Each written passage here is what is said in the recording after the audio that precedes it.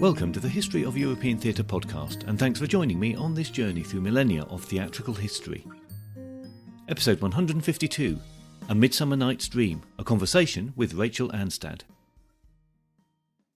Following on from my thoughts on A Midsummer Night's Dream last time, I'm very pleased to welcome back Rachel Aanstad to the podcast for further thoughts on the play. You may remember from our previous conversation about Twelfth Night that Rachel has devoted a lifetime to both the study and presentation of Shakespeare plays, and as with Twelfth Night, she has written an Illustrated Handbook and Encyclopaedia on A Midsummer Night's Dream. This book includes a complete rendition of the play, along with a detailed glossary of terms, scene-by-scene analysis, an examination of characters and themes, and practical advice for anyone directing, acting in, or producing the play. I found it invaluable in helping me to solidify my thoughts around the play and highly recommend it, whatever your level of interest in the play is. Rachel Aanstad is a writer, artist, historian and self-confessed Shakespeare nerd. She has an MFA in theatre and is former artistic director of Rose City Theatre Company. She lives in the Pacific Northwest, from where she writes books about Shakespeare's plays. For our purposes today, she is supremely well qualified to discuss A Midsummer Night's Dream as, apart from her lifelong love of the play and her academic study of it, she has directed 3 productions of the play, one that was circus-based, one that was burlesque-based, and one audio production. I spoke to Rachel over Zoom, and I started by asking her for her thoughts on the structure of the play, where the characters appear to be from 3 distinct places and times. Well, it is really interesting because the play starts out with Hippolyta and Theseus and the other gentry, Hermione, Aegeus, Lysander, etc. And these people exist in Bronze Age Athens. And this complicates the narrative in a number of ways. For one thing, for us in the 21st century now, we have an idea of what Bronze Age Athens was about. It's the Minoans and the Etruscans, and they had a very particular architectural style. They are really legendary, just legends, by the time classical Greece comes around. But the Elizabethans didn't know that. All the Elizabethans knew was classical Greece, and so they very likely pictured Theseus and Hippolyta as being part of classical Greece, having classical Greek architecture, and so on. And so Shakespeare and his audiences would have put on these, what are Bronze Age Greek characters, would have put the classical Greek ethics and morals on top of them. So that's one group living in one particular time and one particular place. Then we have another group, the rude mechanicals, who are essentially living in London in the 16th century. They are behaving much like craftspeople from that era did, much like Shakespeare and his friends did. They're we even recognize in them now as kind of ciphers for Shakespeare and his friends as they put on a play, as they, have these certain personalities kind of based on what kind of work they do. And so they're in another time and place. Then the fairies are out of time and out of place. They have their own magic. They have their own enchanted woods. They have their own way of reckoning time because they're immortal. And so they are in a completely different time and space than any of the mortals. And so Midsummer Night's Dream is a way of saying, okay, this one time of the year during the summer solstice on Midsummer Night's Eve, all of these different times and places have converged into one point because of love. the power of love has warped space and time and made it so that they can all interact together. Because normally, gentry, nobles, let alone those who lived in ancient Greece, don't interact with your typical craftspeople. That only happens on special holidays, right? Special times when Shakespeare and the other rude mechanicals would show up for court and do a play. And the Midsummer was also known as a time when the fairy world became conjoined with the mortal world.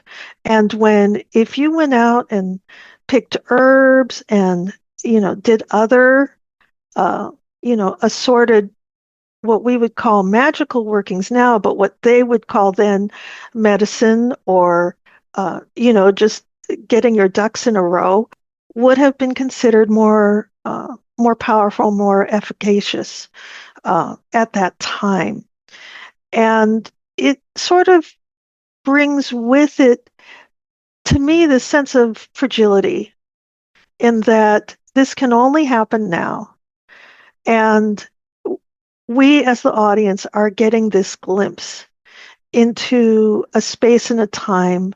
It's not mundane time.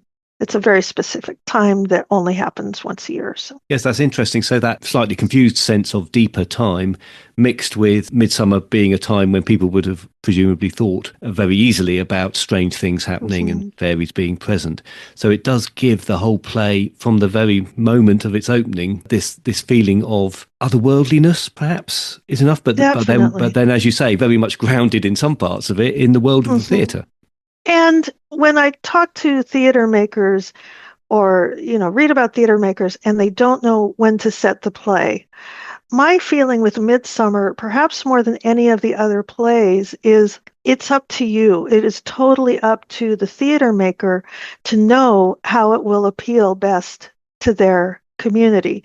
Now, so if you want to set Midsummer Night's Dream on a spaceship with a planet, fine. If you want to set Midsummer Night's Dream in ancient Greece, fine. If you want to set it in 1920s New York, fine. As long as you recognize that all these different worlds are coming together, and if you can show that the nobility and the gentry are from one time and place, the fairies from another, and the rude mechanicals from another, then you are holding on to the structural integrity of the play, of the way the play is constructed. And is there anything to say about the different language that they all use? There most definitely is. They use different kinds of speech in that when the nobles are speaking, they use what was considered the higher form of language. And so,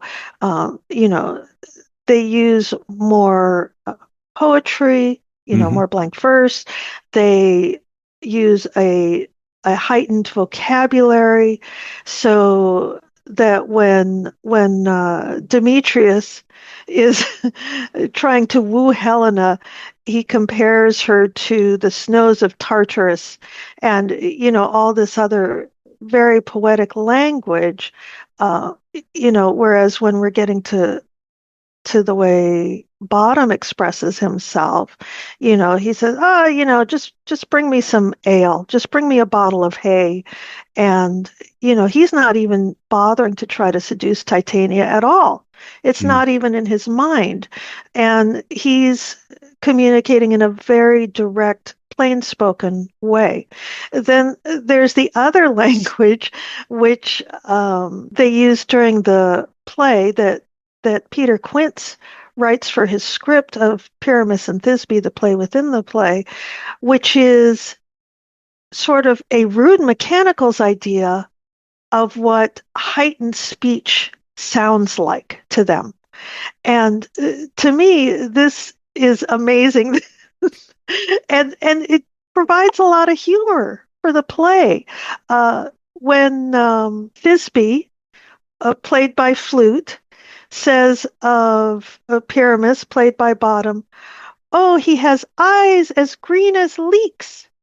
Well, that sounds okay. It sounds a little silly. Yeah. Why, you're comparing your lover's eyes to a vegetable. Probably not the smoothest move, but you look into it a little deeper, and eyes as green as leeks is from a Welsh legend of a description of a monster. Oh, really? And so, not only in that moment is Shakespeare saying, eyes as green as leeks, ha ha ha, but he's also implying that Flute or Peter Quince has some Welsh in them, which Mm. adds this whole other layer Ah, yes. to what Shakespeare's audiences would have thought of the rude mechanicals and what they were trying to say. Mm. Yes, I guess in production there's a balance between making them too good in some ways. They're a pretty ragtag bunch of actors. Yes. Fortunately, the way it's written, you cannot make them too good. It's not. Now, for us, we don't always have, certainly when I was watching it when I was younger, Midsummer Night's Dream was my first play.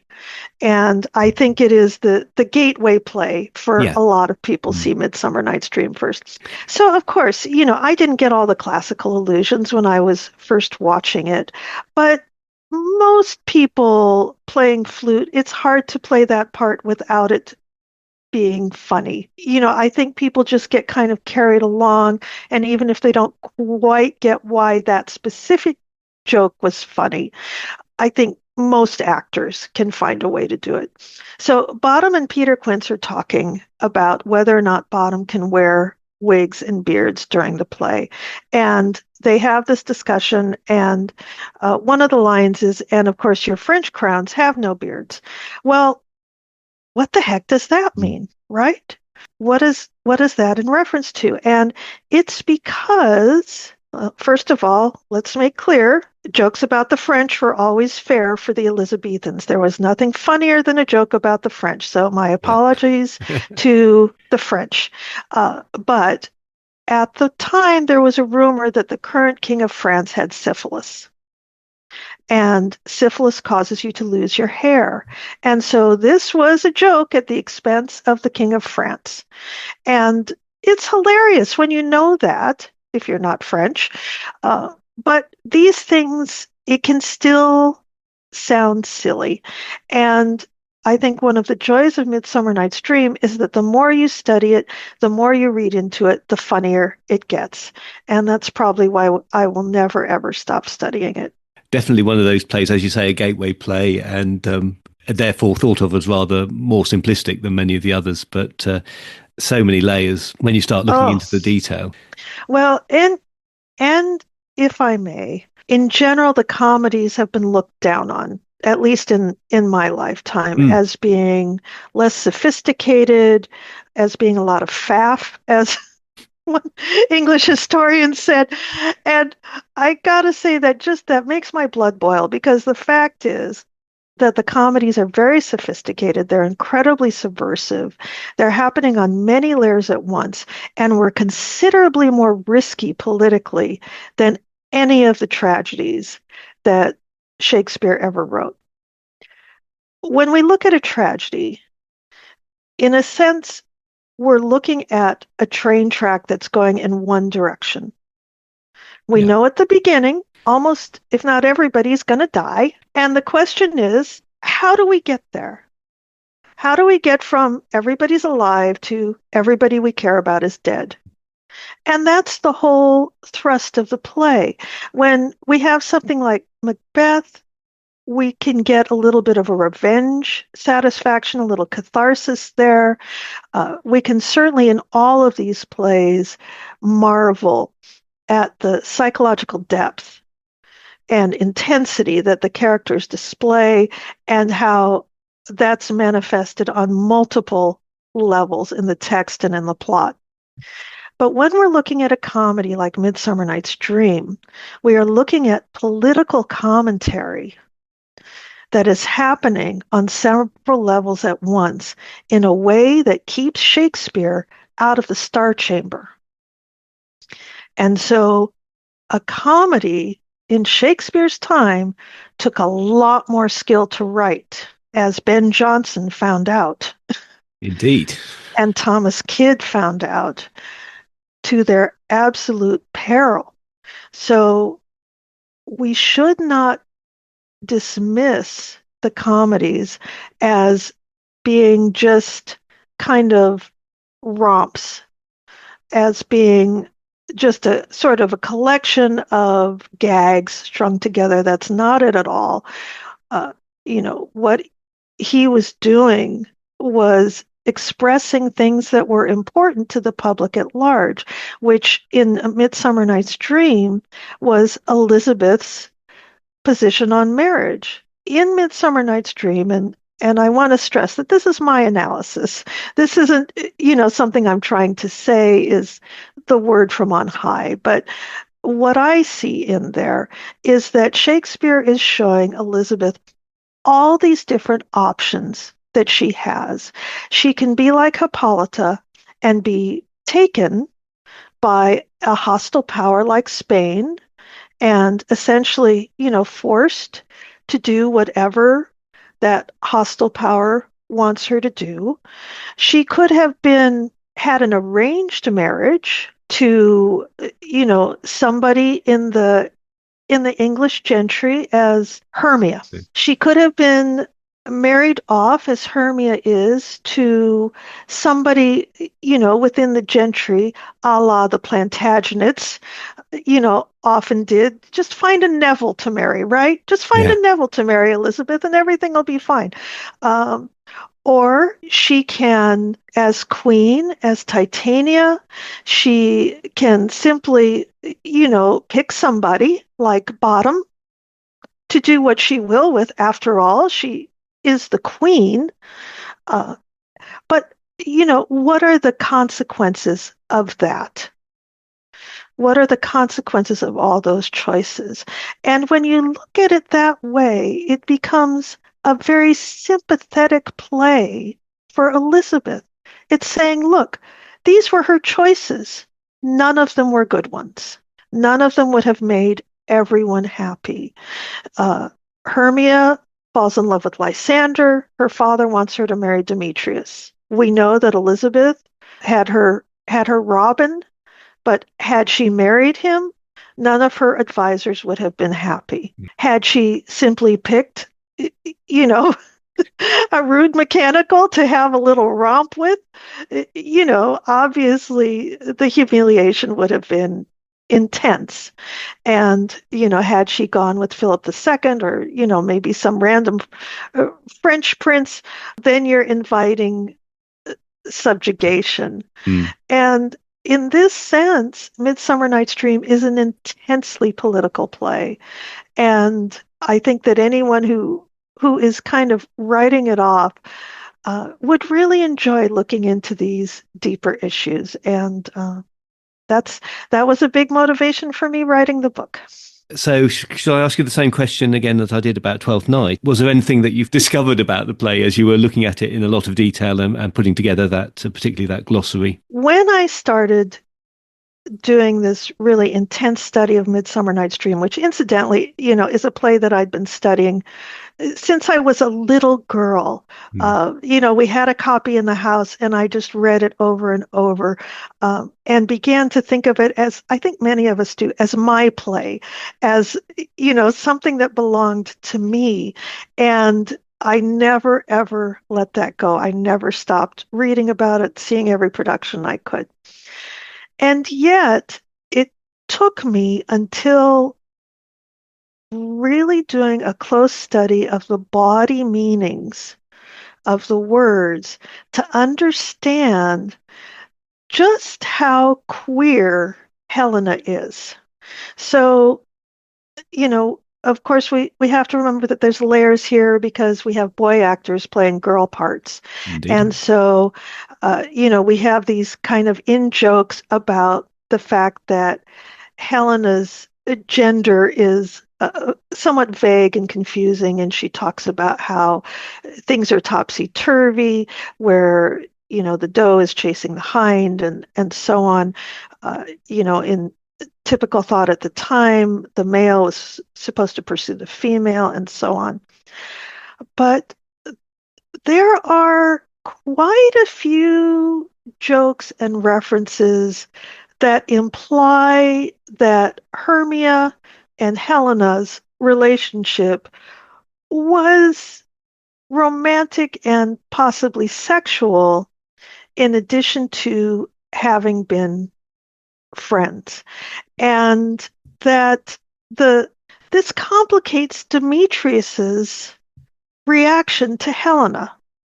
Is Demetrius seeing Helena as not feminine enough to make him perform masculinity?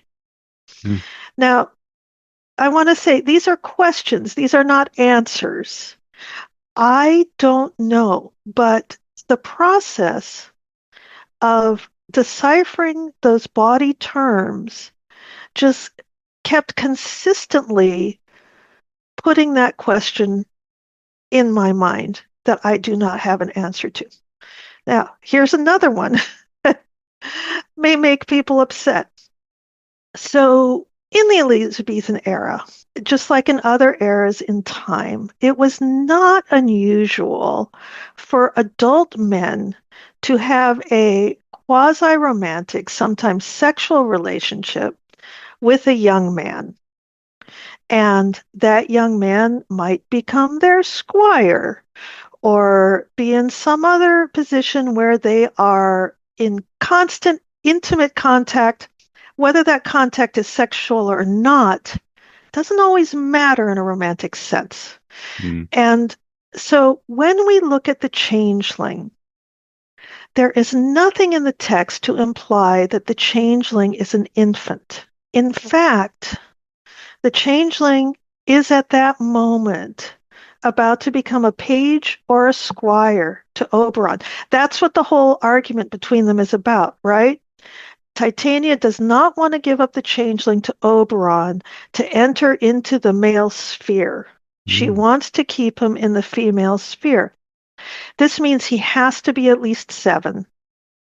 More likely, because he gets referred to as Oberon wants him to be a squire, more likely he's a teenager, 14, 15, possibly even 16, possibly on the verge of becoming a knight. And again, when you go through and look at each word and see if there's a body reference, the implication here is that Titania and Oberon are fighting over the changeling as a romantic sexual partner. Now, this disturbs my sensibilities in a number of ways, makes me very uncomfortable because it's obvious grooming. You know, we certainly don't want Titania looking at this child that she has, basically stolen from his father. Quite. And yet, the fact is that English society in the Tudor reign is built on medieval society. And in medieval society, it was not unusual for an orphan child to be bought by a member of the nobility or the gentry, to have their marriage contract purchased. They would bring that child to live in their household, raise them, and then either marry them off to a child, or if their wife had conveniently died, marry them themselves. This is what Edmund Tudor did with Margaret Beaufort when she was 13 years old. He bought her essentially marriage contract with the understanding that it was his job to decide who she was married to. And at 13 years old, he goes, heck, I'll marry her, gets her pregnant, promptly dies, and then she gives birth to Henry Tudor, who becomes Henry VII. And so, which should appropriately horrify us.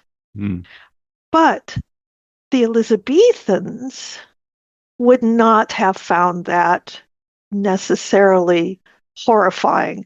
They would have thought of that as business as usual. And so this reading of Titania's and Oberon's relationship with the changeling has to be considered. Uh, it's definitely not the only possible reading. There never is just one possible reading, but that changed my understanding of the play. It turned it upside down and gave me more sympathy for Oberon, because Oberon is saying, hey, this kid needs to learn how to fight. You can't keep him in your boudoir for the rest of his life. He needs to be able to defend himself. He needs to be able to perform masculinity. And the only way for him to perform masculinity is for him to be around men, showing him how to be masculine. And so that shifted my understanding of the play. Yeah, once again, we have Shakespeare working on different levels for different members of his audience. Mm-hmm. It's such an intense play. It's honestly, when you look beneath the surface, it's all very emotionally fraught. One of my very favorite characters in the play, and honestly, I love them all, but I think Helena gets short shrift a lot of the time.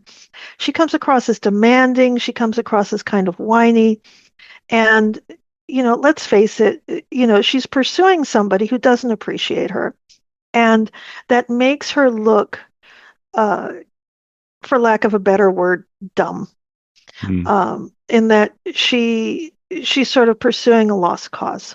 However, Helena wins at the end, and Helena is the only one who wins at the end.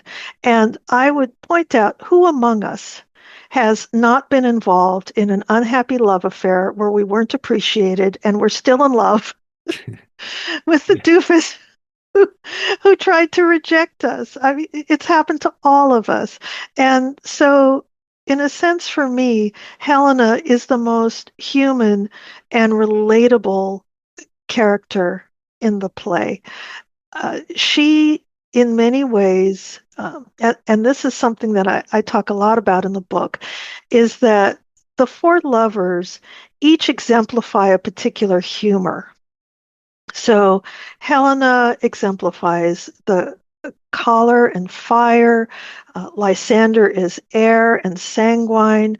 Hermia is water, phlegmatic, and Demetrius is earth, black bile, and melancholy.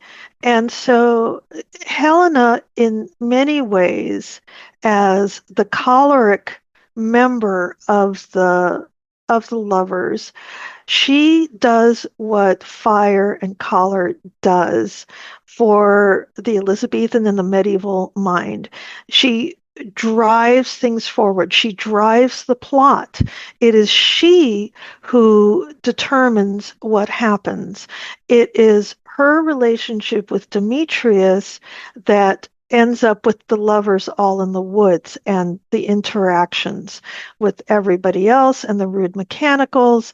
And then at the end, it is her resolution with Demetrius that brings about the wedding. And so shout out to all the Helenas out there. It's a wonderful role, very complex and full of nuance. My thanks to Rachel for her time and for sharing such insightful and detailed thoughts with us. Before I let her go, I was interested to know what her next project would be. All right, well, I'm very excited because I got a contract with Pen and Sword Books to write a book called Shakespeare's Influences. And it's a massive subject. It's such a big subject that I almost said no when he suggested that. And then I had a long think about it and thought, why am I trying to talk my way out of writing a book that I very much want to write? And the way I'm approaching this book is that these are influences. These are not necessarily sources. And we need to look at the difference between a source and an influence. And I am deeply indebted to all the scholars who have gone before me to trace down all these sources and figure out, oh, yes, this plot came from Hollingshead, or, this came from Ovid, and so on. But when we're looking at influences, we can look at fun things like different countries, different historical figures that aren't necessarily spelled out in the text itself, but were such an overwhelming cultural influence at the time that you cannot say that there was not some sort of influence on Shakespeare and his audiences. And so I'm going through, I'm looking at different countries, I'm looking at different authors from different parts of the world that Shakespeare would have been exposed to either by their text or just their reputation. In other words, you don't have to have read Sappho to know that there was a female poet in ancient times and have that inform your work. And, he mentioned Sappho more than once. So I go through all that. I go through talking about, of course, it's fellow playwrights, political figures of the time, events that were going on, other things that were trends at the time, like the Inkhorn Wars and the sudden explosion of books about herbs and everything else. And it's just been tremendous fun. I'm currently wading my way through the Wars of the Roses, and it's, oh my goodness, it is very complicated, but hopefully my book will make it a little simpler for people. They can look up the historical people, who were these people in reality versus who did Shakespeare think they were, and then on another level, how does he manipulate and change those characters to make a better play, to make a better plot in his own work? And those are three different levels of understanding those characters in the Henriade. Sounds fascinating. I'm so glad you took up the challenge with pen and thank sword. you. That's great. Hopefully we will be happy to come back and talk to me about that when it's 2026. 2026 it should be out. Okay. Rachel's book, A Midsummer Night's Dream, a Handbook and Encyclopaedia, is available through Amazon, and I've put links to that in the show notes. Also, you can find Rachel's podcast by searching for There Will Be Bawdy, Shakespeare's World and Words, in your podcast app. This is a complete audio rendition of the play and conversation with two directors about a close reading of the play and about producing it. There's also a link to that in the show notes. And Rachel had one final word about A Midsummer Night's Dream that I wanted to share with you to close today's episode. One of my very favorite parts of A Midsummer Night's Dream is actually the very end, where Puck does his soliloquy about, if we shadows have offended, think but this and all is mended. And he brings out a broom onto the stage and begins sweeping. And this broom is kind of a pun, because before Puck became sort of Shakespeareified, Puck was kind of a big hairy man who carried a threshing broom around and would help you do your regular chores. The appearance of Puck before Shakespeare and after Shakespeare are practically two different creatures, and there's a wonderful book called The Elizabethan Fairies by Minor White Latham that goes into that in detail. So here's our Puck with his traditional kind of iconographic broom, but it was also tradition at the end of a show for one of the characters to come out and start sweeping the stage. It was kind of a way of saying, okay, folks, the show's over, everybody go home. And I love how Shakespeare used this object as a pun to both personify Puck and his roots and also tell everybody to go home.